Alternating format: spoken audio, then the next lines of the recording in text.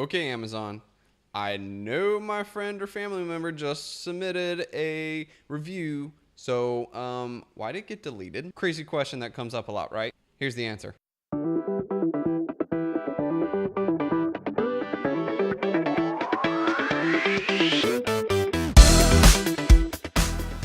Okay, so a lot of people out there will get their friends or family members or, people they're close to give a review of their book. I'm not going to go into the legality of that, but we're going to talk about how Amazon knows that it's your friend or family. A little caveat, though, is that this is not actually factual information. I can't say that Amazon has produced this because they don't tell you. But being somebody who's worked with Google and search engine optimizations, there are definitely some telltale signs that you are connected to someone. So here's a list of Kindlepreneur beliefs on what will make somebody's review disappear. Number 1, did you ever share the same address? What I mean by this is that, say, for example, it's your parents or your grandparents or something like that. If you ever lived in the same house, you have the same shipping address. The existence of the same shipping address in your account profile, which, by the way, remember, you ship things there, automatically links you to somebody who also lives in the same place or has lived there previously. So it's not exactly a far reach for Amazon to come back to you and say, yeah, you guys, that's probably a biased review. Reason number 2, you have the same bank account.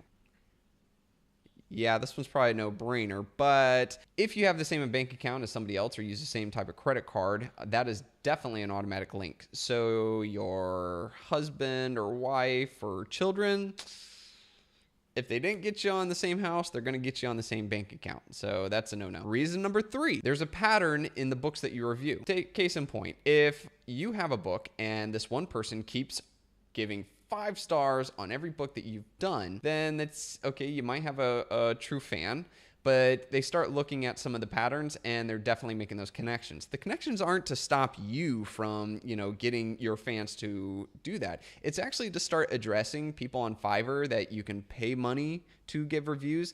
They're actually looking at the network that they have and the reviews that they're giving so as to be able to tell that this person is probably artificial. I mean, if somebody's reading and reviewing books every 30 minutes of the day, probably not legitimate.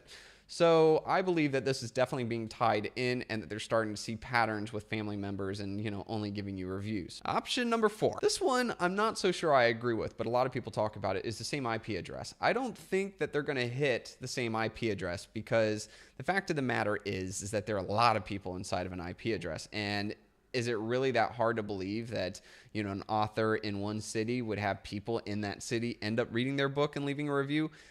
So I really don't believe in this one, but I am going to put it out there because there are a lot of self-proclaimed, masters of the subject that immediately jump to that and say that's the case. It's a nice one. I don't think it's logical, though. So there you have it. My top 5 reasons as to why Amazon would link you to a friend or family member and remove the review. There may be other reasons out there, and I've definitely heard a lot of authors talk about different ones. However, though, again, with my background in SEO and the things that I've done in the past, I can't see those as being viable. It doesn't mean that they don't do it. I don't think Amazon's on a witch hunt, so I think that they're using an automated system that's looking for specific data like addresses, bank accounts, and things like that. I don't think they're putting cookies on your computer and watching where you go and saying, oh, he talked to this person on Facebook, and none of that kind of witchcraft, okay? I think it's just an automated system that immediately gives them a response, which is why sometimes you'll see that review removed in less than 2 hours, okay?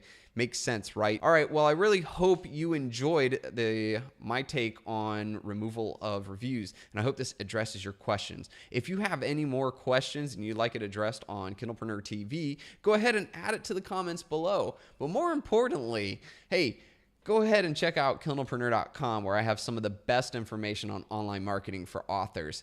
And if you haven't, go ahead and subscribe to the Kindlepreneur TV so that you can get more of these types of videos coming at you every week on the week. You guys are awesome. Thank you so much, and I'll check you on the flip side.